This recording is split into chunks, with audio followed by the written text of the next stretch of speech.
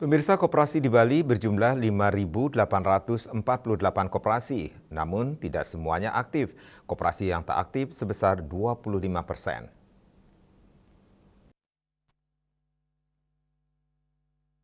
Kepala Dinas Koperasi dan UKM Provinsi Bali Iwayan Ekadina mengatakan, koperasi yang tidak aktif sebanyak 25% itu bukan tidak aktif total, tetapi belum bisa mengupgrade kemajuan manajemen koperasi, pemasaran, dan sebagainya. Strategi yang dilakukan untuk mengaktifkan koperasi tersebut dengan membina atau mendampingi lewat inkubator bisnis InBiz. Dengan didampingi inkubator bisnis Pemprov Bali, koperasi tersebut mampu tumbuh, maju, dan aktif. Ia mengklaim dari upaya pembinaan tersebut tingkat keberhasilannya mencapai 5%, termasuk keberhasilan di kabupaten kota.